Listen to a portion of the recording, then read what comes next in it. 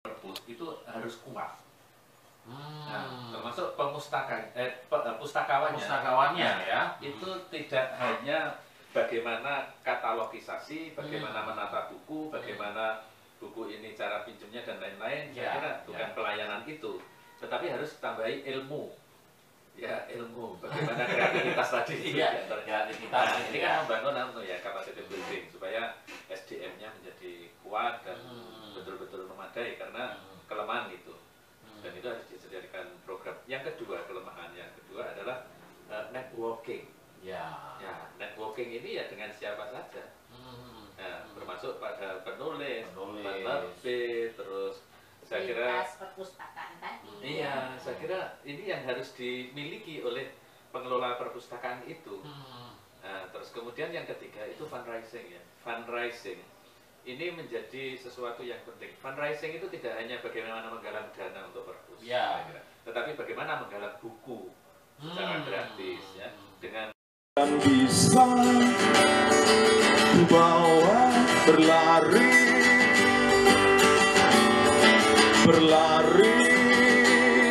hingga hilang pedih perih.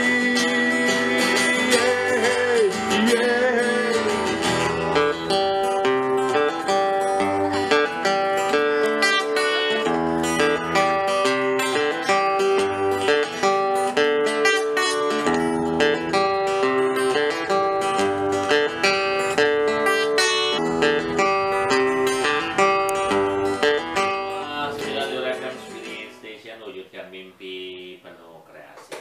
Kalau minggu kemarin atau Sabtu kemarin kita absen, hari ini empunya yang punya acara hadir lagi. Ada Bunda Jut, masih Wisang, dan tamu istimewa pagi hari ini masih dirahasiakan, tapi nanti pasti akan kita bocorkan tamunya ini siapa. Apa kabar Bun? Selamat pagi. Selamat pagi, assalamualaikum warahmatullahi wabarakatuh. Waalaikumsalam warahmatullahi wabarakatuh. Sehat? Baik. Alhamdulillah semuanya ya. Baik, sepertinya kemarin habis jalan-jalan gitu. Apa, kemudian kemana saja, siapa sih yang diantar ini sebenarnya? Maaf Landiu, Sabtu kemarin kita absen ya. Kadang-kadang kita perlu piknik gitu. Saya maafkan. Kayaknya saya harus piknik ini juga. Jadi kemarin kita kedatangan tamu dari Kementerian Kominfo. Kebetulan ada acara di Tulung Agung. Dan kesempatan itu setiap ada tamu kita selalu ngangsu kauruh ya. Banyak. Jadi gaet gitu. Kita juga belajar ya, karena kebetulan Kementerian Kominfo itu sekarang ini sedang menggiatkan agen perubahan informatika. Ya, jadi satu gerakan melek informatika. Iya. Gitu. Karena kita ketahui teknologi informasi dan komunikasi saat ini kan sedemikian pesat, terutama untuk wilayah Jawa ya. Dan baby yang baru lahir pun itu sudah mulai berkenalan dengan gadget gitu kan, sehingga agar kita mulai mewaspadai dampak-dampak negatif, ada satu gerakan masif yang kita harapkan dari semua lapisan masyarakat untuk menjadi agen perubahan informatika. Nah, terus kemarin ceritanya kita tamunya itu pingin tahu banyak tentang Tulung Agung, khusus berkaitan dengan sejarah Tulung Agung.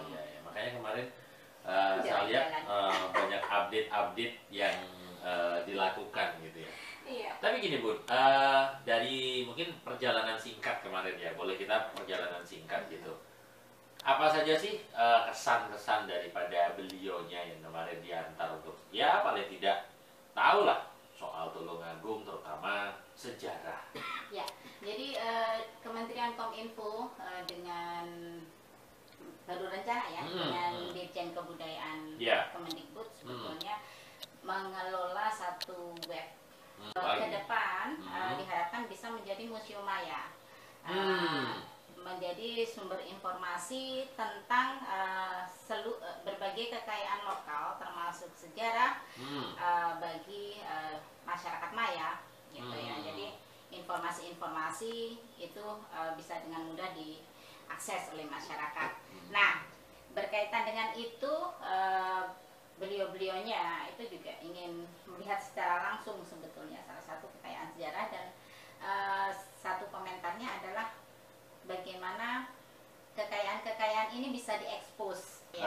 di sebelah Bunda Cut sudah ada tamu istimewa. Kayaknya kemarin di fotonya dari bapak yang satu ini. Tapi saya nggak ngerti siapa beliaunya gitu. Cuman saya tahu ada fotonya gitu. Kemarin kebetulan saya lagi browsing Facebook gitu, kok ada foto bapak yang satu ini. Nah ini saya langsung ke tukang bajaknya aja deh. Ini siapa Bu yang dibawa pagi hari ini? Iya, sebetulnya bagi warga literat Tulung Agung dia bukan sosok yang asing lagi. Sosok yang asing, ya. Betul. Bapak Muhsin Khalida, kalau dulu kakinya berada di Kemendikbud gitu ya. Sekarang di mana kakinya, Bun? Sekarang pijakannya ada di Perpusnas. Oh, gitu. Jadi beliau memang tokoh literasi nasional gitu, dan saat ini beliau menjabat diamanahi ya. Bukan pejabat apa? Bukan pejabat ya. Pejabat sosial. Diamanahi gitu ya.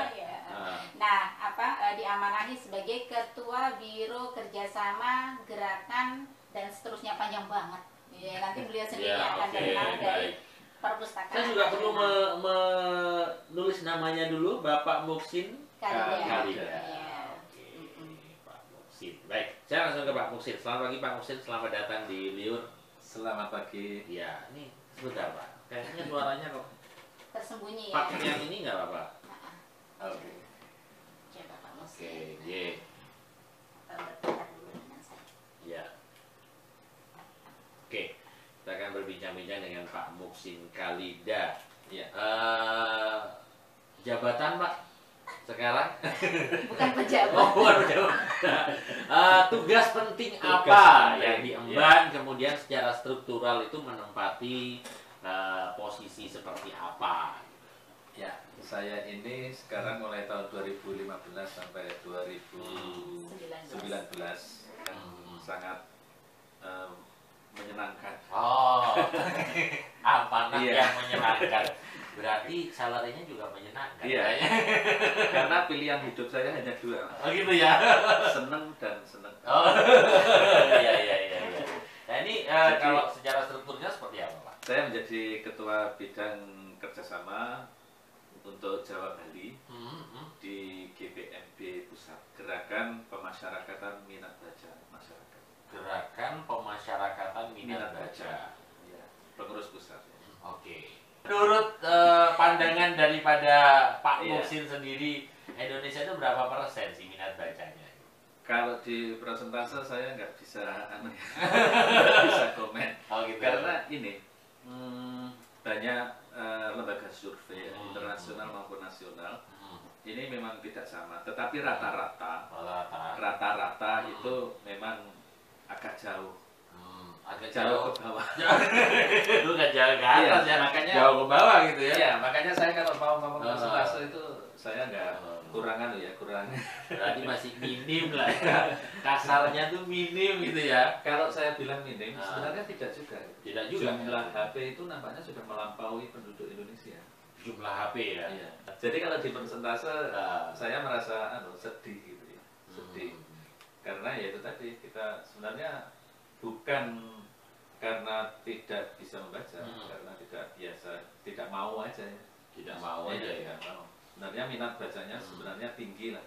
Saya bangga dengan orang Indonesia, tetapi ya hasil survei itu yang mengatakan memang rendah minat baca. Tapi gini Pak Muhsin, kasat mata sebenarnya kan masih banyak ya orang yang memiliki minat baca yang cukup tinggi gitu kan. Tapi apa sih sebenarnya yang lebih menonjol, yang membuat orang Indonesia ini masih lemah gitu minat bacanya? Apa yang membuat mereka itu masih seperti itu?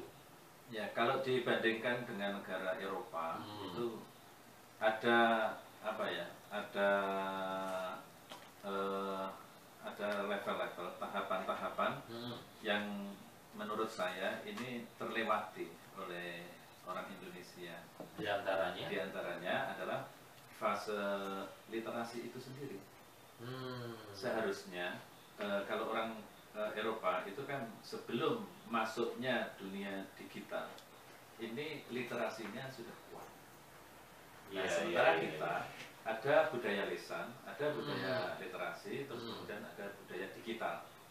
Ya. Nah, kita itu budaya literasinya belum begitu siap, masuklah budaya digitalisme yang sangat hebat, sehingga orang akan apa ya, tergerus dengan budaya digital yang ada. Gitu ya. Sekarang ini GPMB bekerja sama dengan banyak pihak. Sekarang sudah, saya sendiri melihat ini luar biasa loh, gerakan Indonesia Membaca, gerakan literasi di Indonesia. Terus kemudian Pak Anies, Pak Menteri Pendidikan juga sudah mewajibkan untuk sekolah-sekolah 15 menit membaca. 15 menit membaca. Ya, sudah dilaksanakan. Kalau permennya sudah, tetapi sudah ada beberapa, termasuk di Tulungagung sudah ada, sudah saya melihat. Ini luar biasa. Jadi 2-3 tahun belakangan ini saya merasakan, contohnya tahun 2016 itu luar biasa.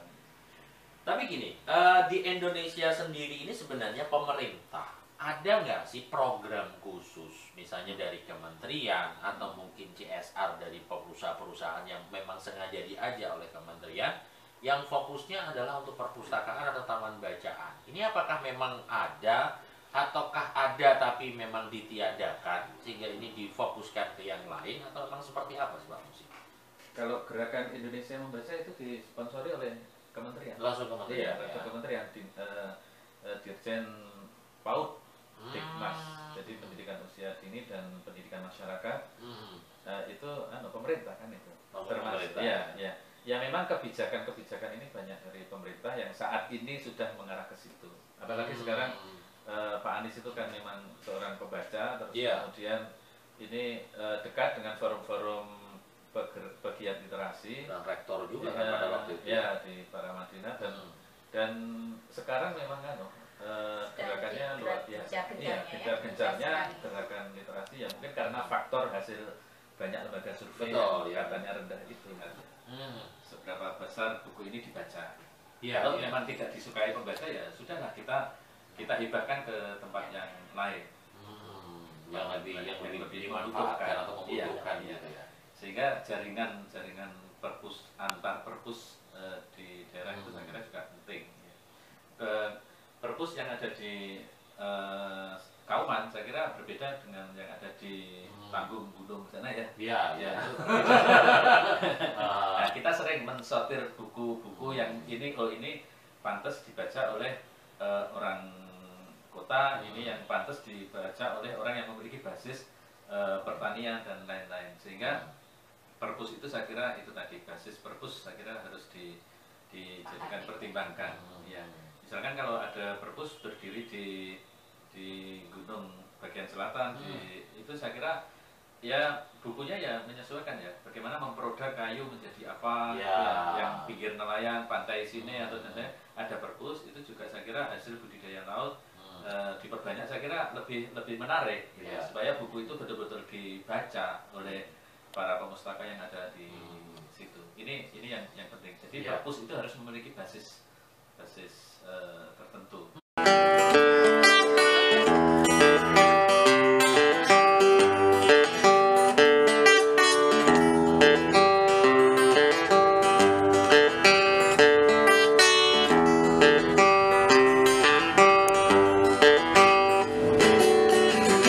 Dan aku akan lebih tidak peduli. Aku mau hidup 1000 tahun lagi. Aku ini binatang jalan, dari kumpulannya terbuang. Biar peluru menembus kulitku, aku tetap meradang,